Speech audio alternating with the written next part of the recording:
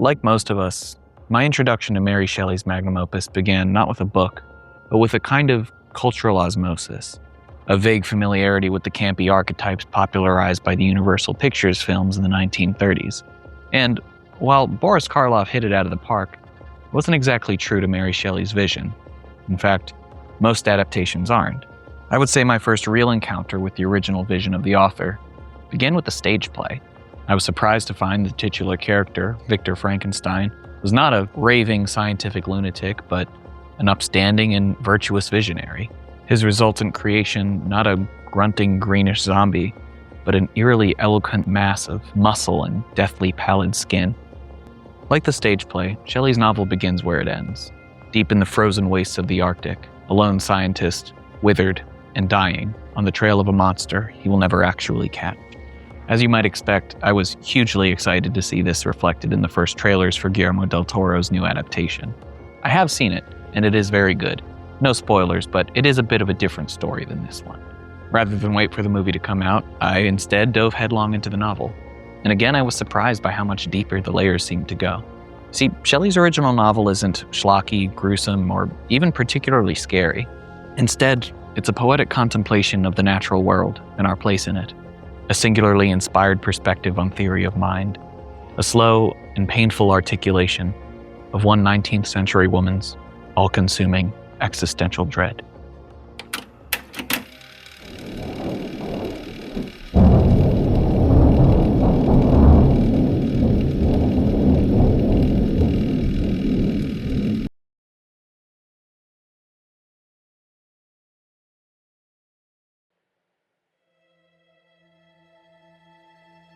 Unlike most modern iterations, I wouldn't call Shelley's novel an outright horror story. It more than earns the title of Gothic, easily.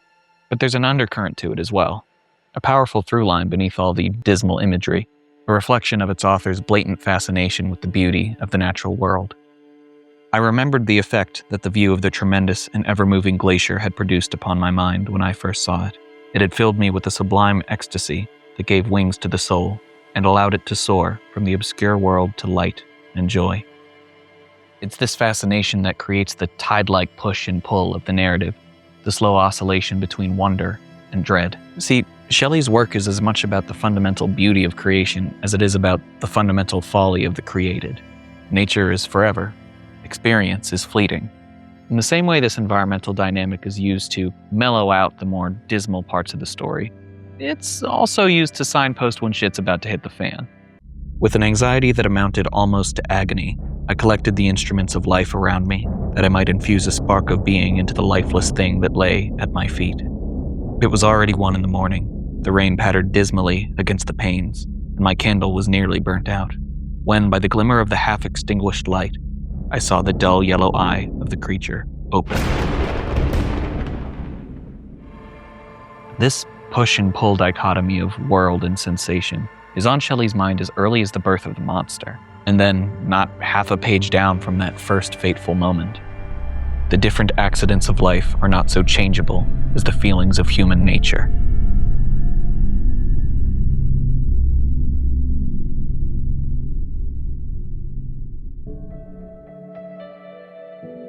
It's here I'd like to take a brief detour into the structuring of Shelley's novel. See, Shelley was only 18 years old when she began writing Frankenstein, and only 20 years old at the time of its first publication. It's not an exaggeration to say she was staggeringly talented for a writer of her experience. Some people are born with it. But even at the age of 18, Shelley understood what a lot of modern writers, even successful ones, never really consider. Shelley's book is built around what I call nested narratives, a series of first-hand accounts of first-hand accounts. And while the bulk of the novel is told from the perspective of our hero, Victor, there's a level still deeper, roughly a fifth of the book's total volume, told from the perspective of the monster himself. All of this, meanwhile, is nested within the framing device of a series of letters of a side character to a sister that we never actually meet.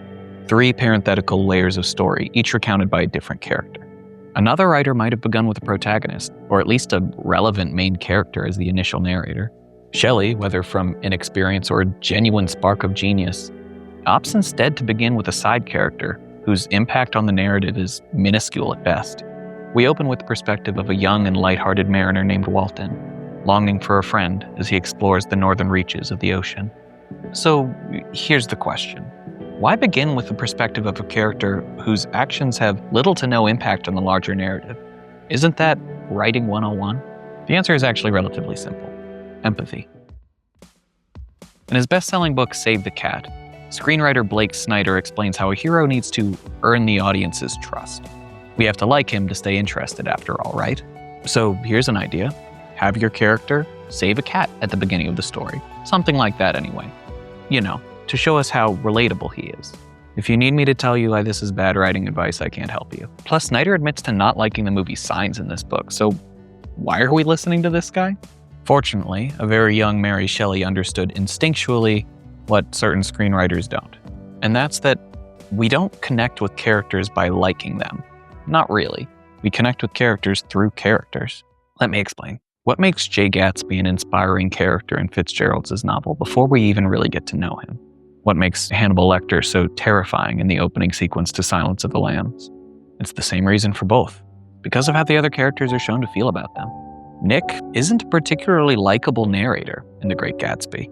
He's cynical to a fault, while Gatsby, on the other hand, is often painfully naive. And yet, the way Nick talks about Gatsby, the friendship between these two characters, makes us care about them both. Another example. When Clarice first walks into detainment in the opening to Silence of the Lambs, there's nothing inherently scary about Anthony Hopkins' performance, with the possible exception of that baby-eating smile. What actually sells it is the way the other characters talk about him before he appears on screen. Do not touch the glass. Do not approach the glass. You pass him nothing but soft paper. No pencils or pens. By the time Lecter actually appears on screen, we're expecting a monster. And that's exactly what we see.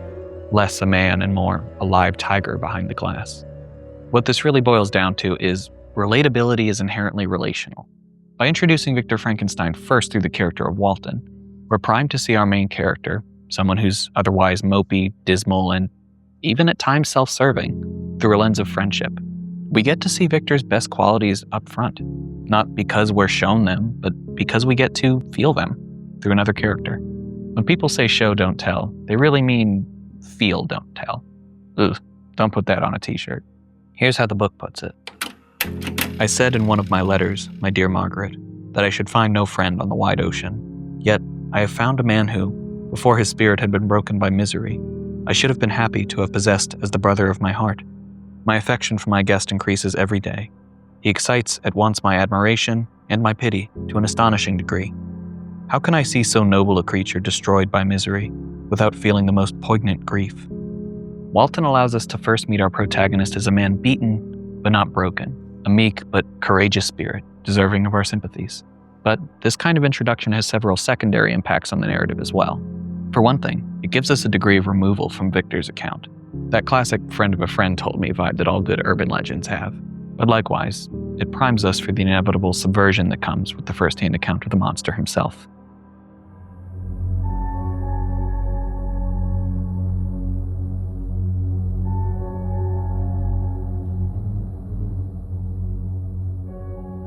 An ardent pursuer of knowledge, a sensitive lover of nature.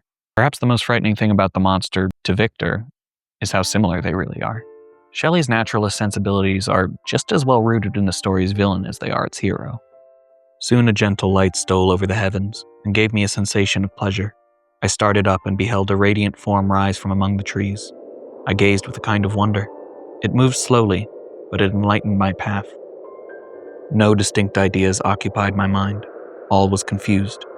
I felt light and hunger and thirst and darkness. Innumerable sounds rang in my ears, and on all sides various scents saluted me. The only object that I could distinguish was the bright moon, and I fixed my eyes on that with pleasure. We take it for granted now as a trope of the genre, but I can only imagine the impact this might have had on the story's first audience in the 1800s. Victor's monster is not just intelligent, he's empathetic, sensitive, and desperately lonely. A human being beneath the eldritch exterior. That's a good band name, by the way. What separates creature from creator, ultimately, is just their response to the story's thematic question. So, what can be said for the theme of Mary Shelley's Frankenstein? As you might guess for a story of this magnitude, the answer is complicated. To understand it, we're going to need to talk about tragedy and comedy.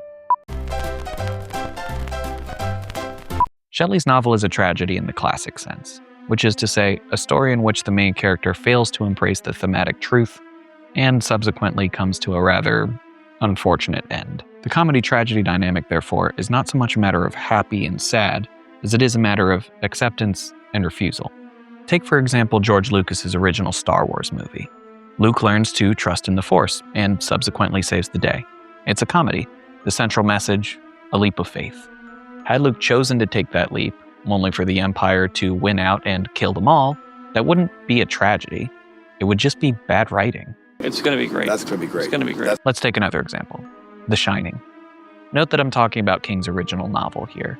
While Kubrick's adaptation is a masterclass in tone and tension, it's more or less devoid of the original theme. The Shining is a tragedy. It's Jack's refusal to accept when he needs help that results in his relapse, and the near-brutal deaths of his terrified wife and child. Spoilers for these 1970s properties, by the way. Oh, and spoilers for this 200-year-old novel. It doesn't really work out for anybody. Shelley's book is saturated with musings on nature, professions of virtue, and interpolations of dread. That's another good band name. If there is a central thematic question in Mary Shelley's Frankenstein, it's probably one concerned with the burdens of knowledge, the horrors of isolation, and the mutability of man. It's the confluence of these thematic elements that gives the story its driving force, and the moral by which its main characters will either live or die.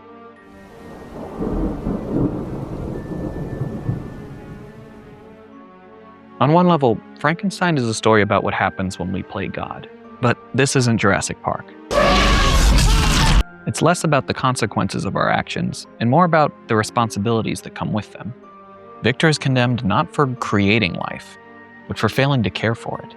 Victor Frankenstein, the original shitty dad. It's interesting that most adaptations use electricity as the visual shorthand for the secret of animation. The book, meanwhile, implies something more ineffable, referring to it only as the spark of life. It touches on arcane practices of galvanism and similar schools of thought, but basically refuses to elaborate from there. When asked about it, Victor only lashes out, insisting that the knowledge has to die with him. And it's this very instinct, this misplaced sense of responsibility, that begins Victor's pattern of isolation from all other thinking beings.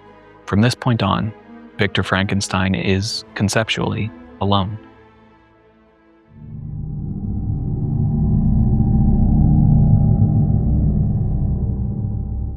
The central irony of Shelley's work is that, despite our hard-won love for the hero, it's hard not to root for the villain. Some adaptations go so far as to make the monster the outright hero of the story, and they're not exactly wrong to do so. When we do finally meet the monster, he's eloquent, empathetic, sensitive, arguably more deserving of our sympathies than Victor himself. Like Victor, however, the monster is stubbornly opinionated, hardly the most reliable of narrators. My vices are the children of a forced solitude that I abhor, and my virtues will necessarily arise when I live in communion with an equal. I shall feel the affections of a sensitive being and become linked to the chain of existence and events from which I am now excluded. It's plain to see where tensions come to a head. Cursed with the capacity to feel loneliness, the monster is desperate for companionship, eager to be joined with the very chain of existence from which Victor is slowly extricating himself. And yet, to comply with the monster's demand for a mate would mean exercising the very knowledge Victor believes he is honor-bound to protect. Victor's self-imposed isolation ultimately damns them both. See, the monster understands something Victor doesn't. What makes him a monster is his solitude, but they are both likewise blind to the larger thematic truth, one by terror, the other by rage.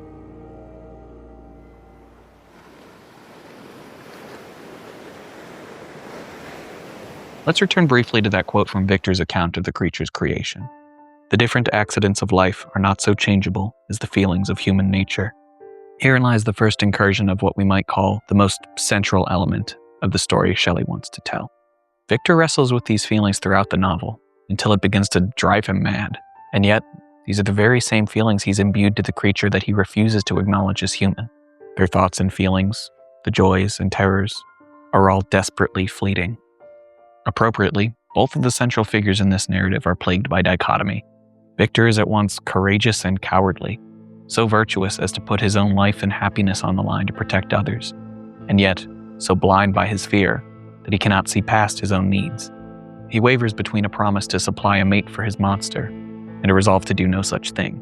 The monster, meanwhile, shares most of Victor's positive attributes. He's sensitive, curious, brimming with a naive affection for all other thinking creatures. And yet, by the time we meet him, he's already a murderer. The monster mourns the pain he causes his creator, even while he does it. You might call this the central thesis of Shelley's uniquely existential masterpiece. To exist as a thinking being is to endure the agony of loneliness, the chains of fleeting desires, the empty ache of the void. Why does a man boast of sensibilities superior to those apparent in the brute? It only renders them more necessary beings. If our impulses were confined to hunger, thirst, and desire, we might be nearly free. But now we are moved by every wind that blows and a chance word or scene that word may convey to us. We rest, a dream has power to poison sleep. We rise, when wandering thought pollutes the day. We feel, conceive, or reason, laugh or weep, embrace fond woe or cast our cares away. It is the same, for be it joy or sorrow, the path of its departure still is free. Man's yesterday may ne'er be like his tomorrow, naught may endure, but mutability. This last, uncredited, is a poem by Mary Shelley's husband, Percy, a Gothic writer of similar positioning and undeniable talent, albeit with a penchant for eloping with and knocking up teenagers. Twice, at the same time. Still, the lesser Shelley's poem is an apt inclusion in Mary's novel, an ode to the contemplations which seem to have haunted the early years of her adulthood.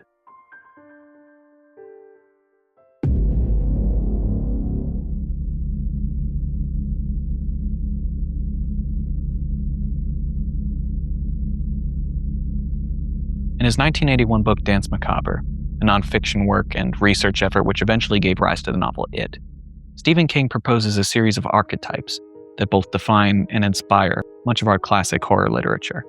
The vampire, a creature that subsists on life force, blood or otherwise, from other thinking beings. The werewolf, the Mr. Jekyll to every Hyde, the beast that walks among us. The ghost, like a ghost.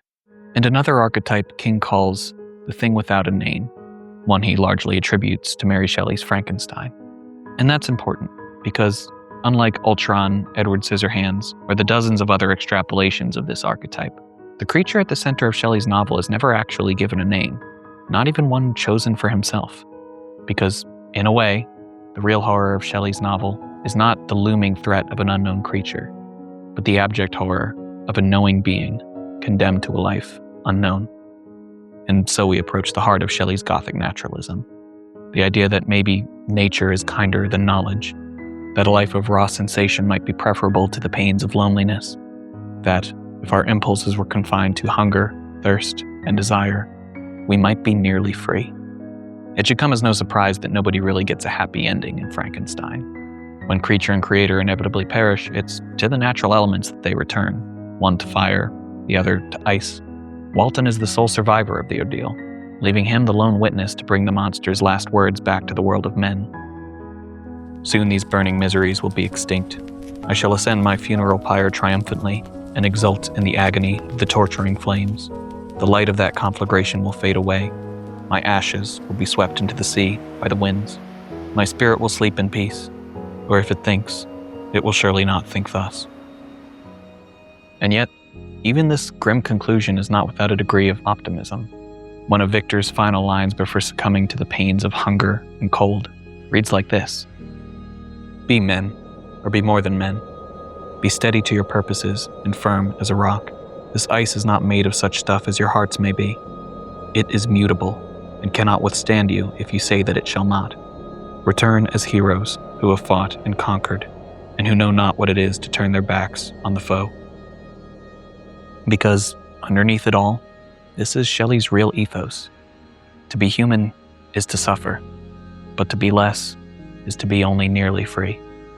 Only by becoming more than men, thinking beings united in purpose, virtue, and love, may we make our own realities mutable.